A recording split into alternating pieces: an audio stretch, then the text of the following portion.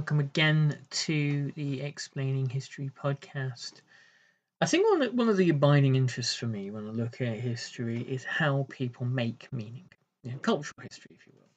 How people look at the world around them and create shared senses of meaning. How people in different historical moments look at their own past, they historicize themselves, um, and how they then navigate the present moment through their shared past.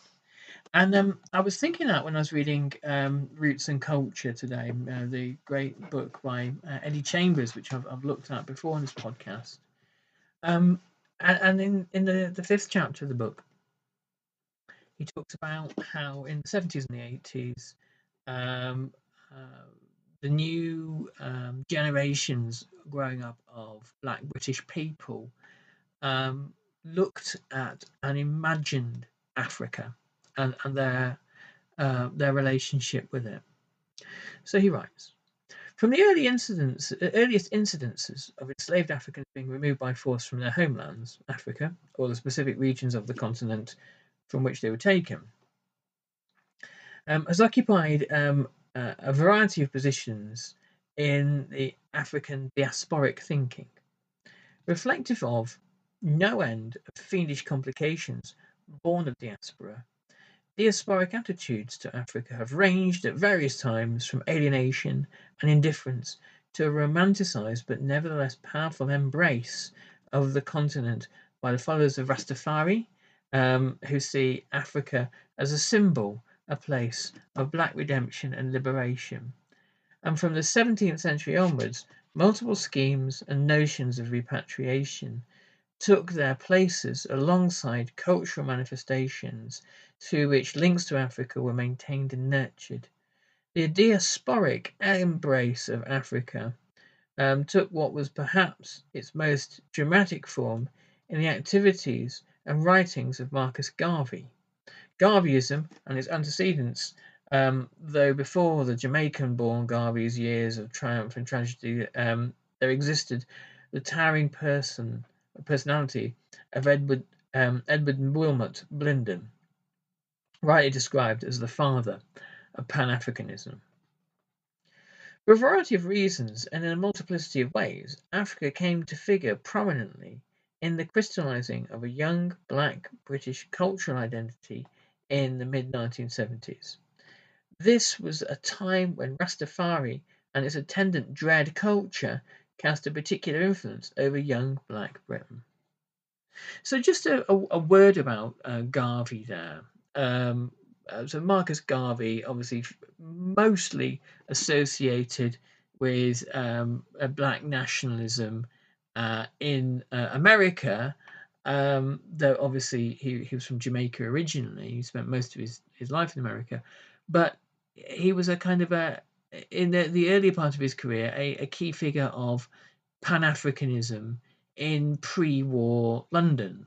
If you go through kind of Hammersmith from the M4 onto the A4, and you go over the Hammersmith flyover, if you look to your to your right, sorry, as you go over, along there somewhere is a blue plaque, and it's a blue plaque dedicated to Marcus Garvey for where he lived in London in, I think, about 1911. I think I could be corrected, but he and there he met and he associated with, and he got to know and collaborated with and shared politics with some of the founder figures of independent Africa that would emerge from the 1940s to the 1960s.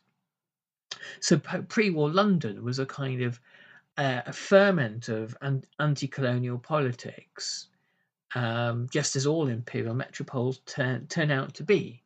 The people that are colonized often travel to the metropole, meet one another, and discuss liberation. The colours of Rastafari, red, gold, and green, were a familiar sight in the urban spaces people occupied, writes Eddie Chambers. Colours were first and foremost those of the Ethiopian flag, But many other African countries also had the dynamic tricolour as their flag, in horizontal or vertical bands of equal width or depth. In this regard, it was very much a combination of colours that demarcated African diasporic territory, as much as pointing out to the particular embrace of Rastafari. From badges, belts, scarves, and crocheted tams to painted street signs, lampposts, and the decor of community centres, red, gold, and green seem to be everywhere, reflecting an embrace of and consciousness of Africa never before and never since seen in Black Britain. This part of the book, writes Lady Chambers, seeks to examine some of the ways in which Africa came to figure so prominently in Black Britain's cultural identity. As these youngsters came of age, racial pride, the defence of Africa, or more specifically, solidarity with the suffering peoples of South Africa and Rhodesia and frontline states brutalised by the apartheid regime, and the embrace of heritage, such things were unquestionably the order of the day for much of Black Britain. I guess this is a key factor, the radicalizing aspect, the radicalizing factor of apartheid South Africa, and before that, Rhodesia in the 1970s, and the fact that the states on their borders are front lines in a white supremacist war funded by the United States of America and Great Britain, funded and armed, and that the identification of oppression and struggle for solidarity with people in Southern Africa becomes a key kind of cornerstone of identity in Black Britain in the 1980s and 1970s and 80s. And I guess that's perhaps why you see less or significantly less kind of Pan-Africanism and Pan-African identification in Black British culture in the 90s, 2000s and beyond. As referenced in chapter 2 of this book, virtually the only way in which television distinguished itself as having any particular relevance to black people beyond black acts on Top of the Pops and sporadic brief appearances of the odd black person was through the screening of national television in the mid-1970s of the American television dramatization of Alex Haley's book Roots. Through experiences of a captured young African man and the subsequent barbarity of his passage into slavery, Roots told the African American story of the brutality of slavery and its place within American history. Roots was a family history as traced and embellished by the writer and journalist Alex Haley. So, through the recollections of his older relatives and other areas of research, Haley was able to create an American history, a family tree, with the brutal experience of slavery and the slave trade as one of its foundational aspects.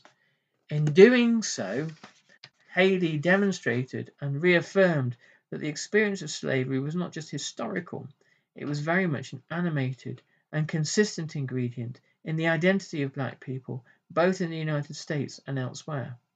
There had, of course, been a number of early scholarly investigations into slavery and the slave trade, pioneering works such as Eric Williams' Capitalism and Slavery, James Pope Hennessy's Sins of the Fathers, the study of Atlantic slave traders, and later Oliver Ransford's The Slave Trade, a story of transatlantic slavery, could be found in libraries, but for the most part such books existed in a somewhat quarantined space, not necessarily easily accessible. School history books carried the occasional near furtive reference to slavery and the slave trade, but for the most part a graphic but vague sense of slavery, unadorned by the specifics and detail, tended to characterize most people's consciousness of this aspect of African and African diasporic history.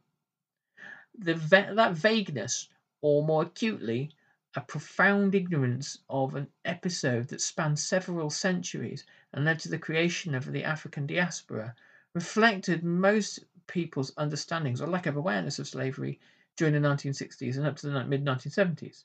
The screening of Roots changed all that. In her text, Everybody Searched for Roots, Alex Haley and the Black and White Atlantic, Helen Taylor offered a clear reading of the ways in which Roots was a television event of phenomenal proportions. I mean, we see this, don't we, from time to time.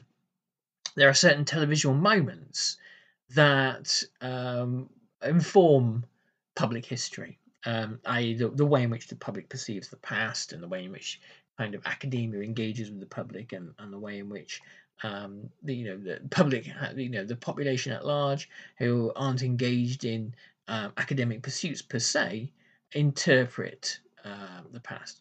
The World at War, and the Great War that came before it, Shoah, and various other Holocaust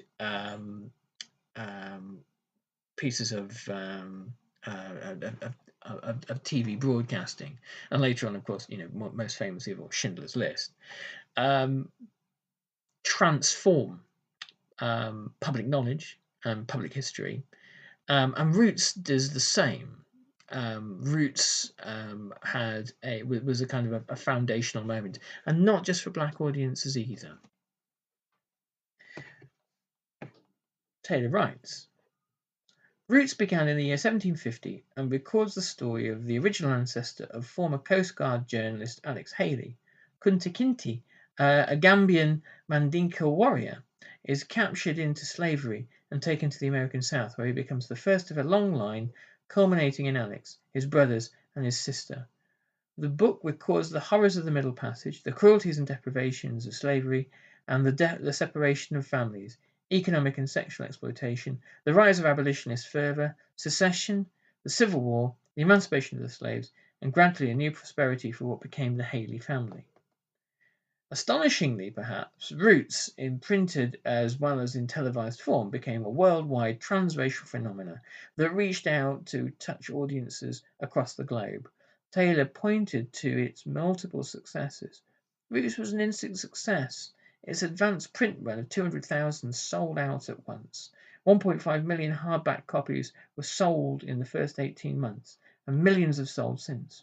Roots has been described as a groundbreaking melodramatic miniseries. One man's search for his ancestors, portrayed Black history and resistance on prime time television. I think they did a remake, but less said about that the better, probably.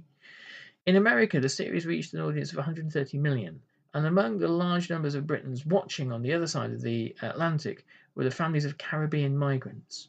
Roots proved to be a watershed moment, which, though sanitised and played fast and loose with historical accuracy, nevertheless made flesh burning spears provocative, an evocative question. Do you remember the days of slavery? Roots, as a compelling example of creative non-fiction, enabled Black Britons, for the first time ever, to visualise slavery and learn about the trauma of being brutally stripped of one's dignity, one's humanity, one's name, and one's culture, identity, and so on. Roots was near perfect for the mid-1970s moment.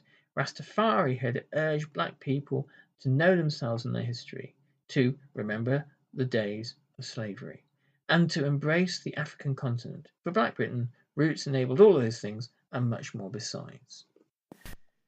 At a time when newly emerging Black Britain was asking questions of itself as to its identity, Roots enabled the most dramatic of cultural foregrounding.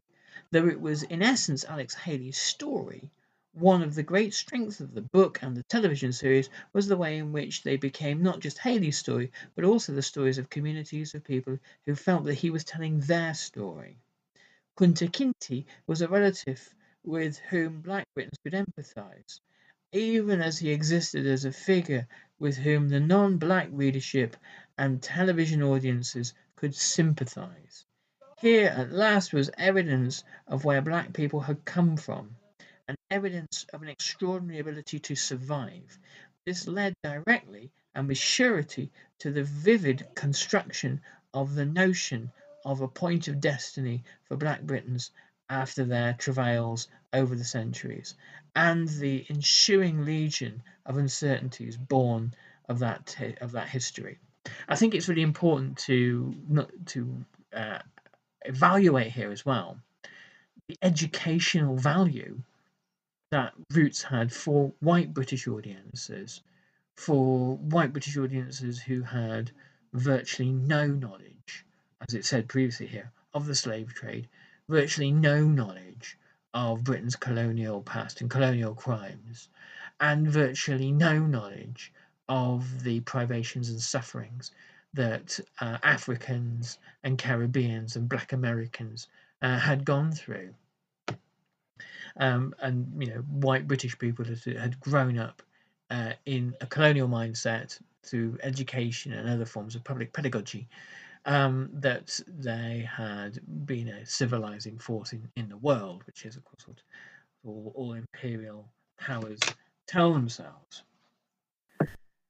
As Taylor summarized, Roots, the post-war, post-colonial text that most successfully foregrounded the historical struggles and present dilemmas of African Americans and, by analogy, displaced and rootless blacks everywhere.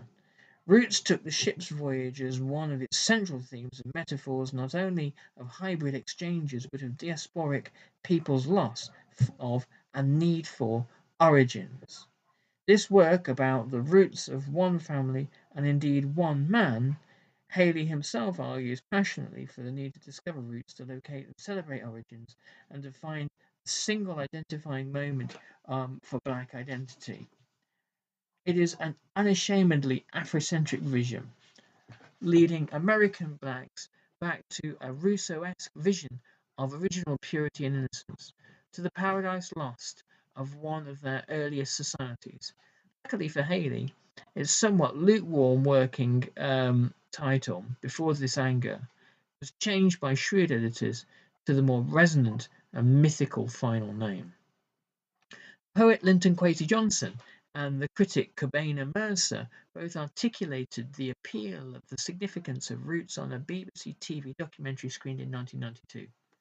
Johnson: "It made a lot of people angry and resentful about what whites had done to blacks."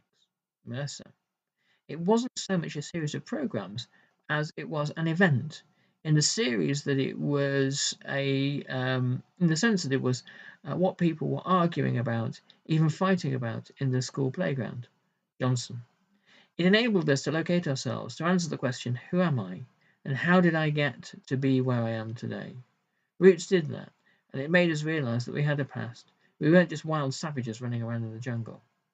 Mercer: "It had an important influence on me in terms of opening my eyes and raising my awareness about the historical experience of slavery, and there have been very few representations of slavery and colonialism on British TV." Roots was extraordinarily malleable in its readings and interpretations.